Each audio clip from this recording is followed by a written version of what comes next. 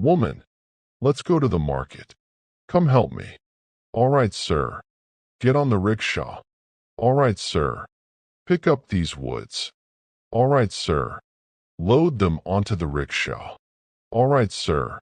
Are you tired? No, sir. Climb to the back. There's no space, sir. Is this your father's airplane? Get up. All right, sir. Make some space for yourself. All right, sir. Drive slower. I'm a bit thirsty. I did all the work. Stay quiet. Drink at home. All right, sir. At home. Get down. Open the door. All right, sir. Unload the wood. All right, sir. Bring me tea. All right, sir. Bring food. All right, sir. I'm going to sleep. Don't make noise. All right, sir. Go outside. Play with the kids. All right, sir. Go to another room. I'm tired. All right, sir. That, all right, sir, was not just a reply. It was her life. The night knock. Knock, knock, knock. Go see who it is. All right, sir. Who is it? I'm the village council head. A girls' school has opened. Enroll your daughters. What nonsense is this? I am a Pashtun. I have honor, faith, Islam, and now this. No. Leave.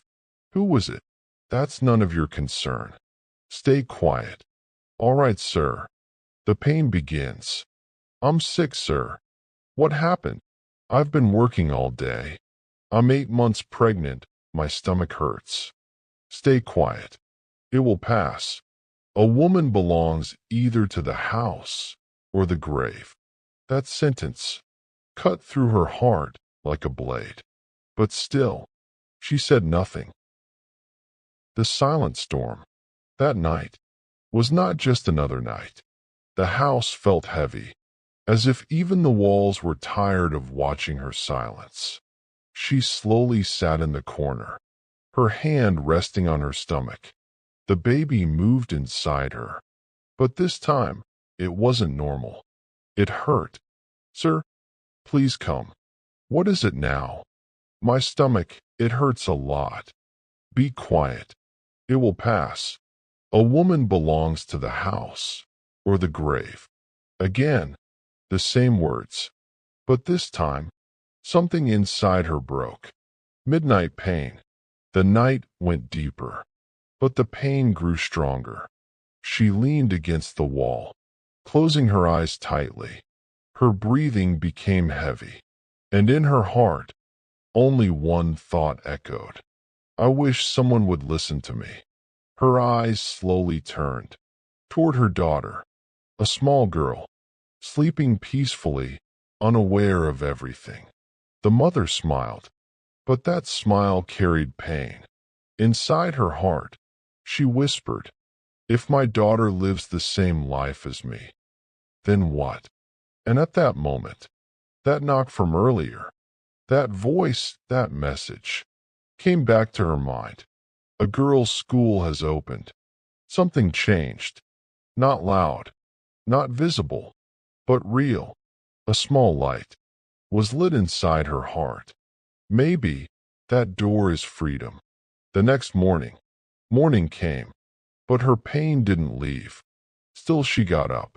She made tea, cleaned the house, took care of the children, as if nothing had happened. Today, we go to the market again. Get ready. She replied softly. All right, sir. But this time, it was different. Before, it was obedience. Now, it carried pain, exhaustion, and a breaking soul. The first question. That day, something new was born inside her. Not anger, not rebellion, just a question. Will my life always be like this? She looked at her daughter again, and this time, her heart answered, no, my daughter will not live like me.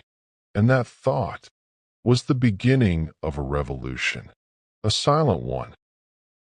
The decision, that day, was different, not because the work was less, not because the pain was gone, but because her heart had changed. She woke up early, cleaned the house, prepared food, took care of the children, but her mind was somewhere else. Her eyes kept returning to her daughter, that small girl, smiling innocently, unaware of the life waiting ahead. The mother whispered in her heart, "I may stay silent my whole life, but my daughter will not." The secret step. At noon, when the man left the house, she slowly held her daughter's hand. They stood at the door. Her heart was beating fast, like someone trying to escape a prison. She looked outside. The street was normal, but for her, this was the biggest step of her life. She said softly, "Come, my daughter, let's go." The door of hope. When she reached the school, her eyes filled with tears. It was a simple place, but to her, it felt like heaven. Children laughing, girls holding books, a place where hope was alive.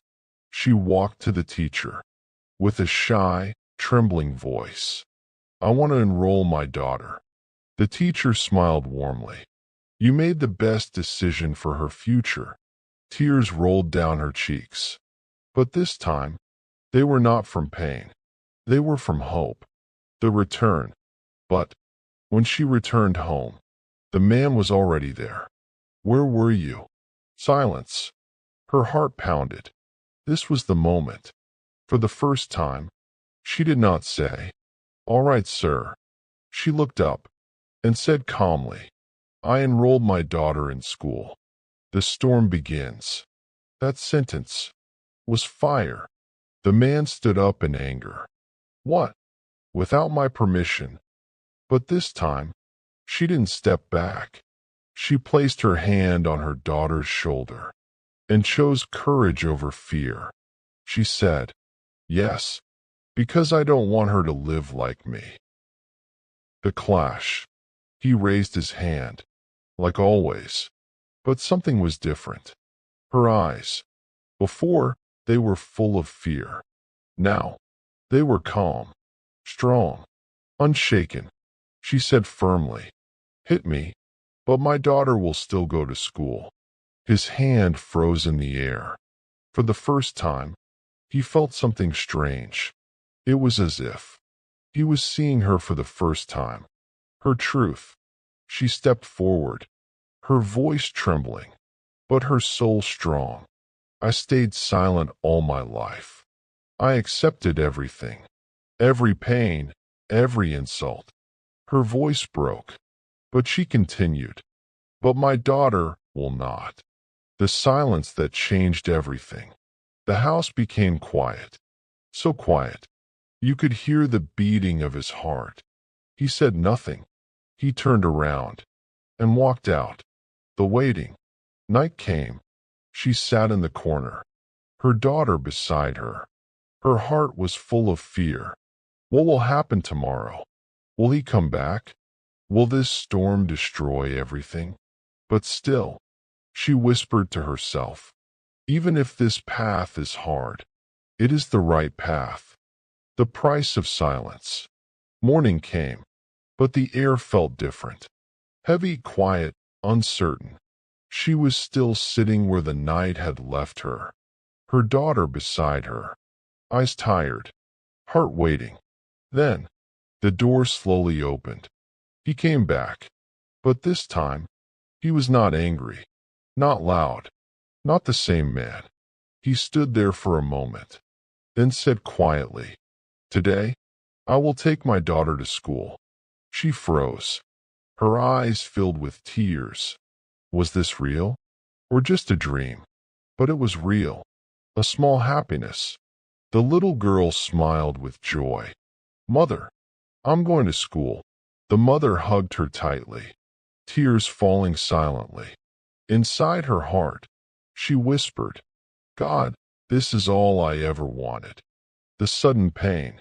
As they were about to leave, a sharp pain struck her stomach.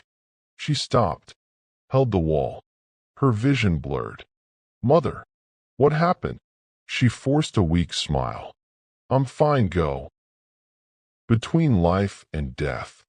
Moments later, she collapsed. Her breath became heavy, her body weak. Years of pain, years of silence, years of suffering, all gathered in one moment. The hospital. He rushed her to the hospital. For the first time, he was truly afraid. That woman, who always said, "All right, sir," now was completely silent. Doctors tried, but it was too late. The doctor said quietly, if she had been brought months earlier, she could have been saved. Too late. He sat beside her, holding her cold hand. His voice broke. Forgive me. Please forgive me. But the woman, who spent her whole life saying, "All right, sir," this time, said nothing. The final image. Days later, her daughter stood at the school gate, a book in her hands, but her eyes looking at the road, as if still waiting for her mother to come and say, "Go, my daughter. I am with you."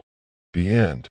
Sometimes people realize what they had only when it's gone, and some words, like, "I'm sorry," are spoken when no one is left to hear them. This is not just a story. It is the voice of all the silent pain that was never heard.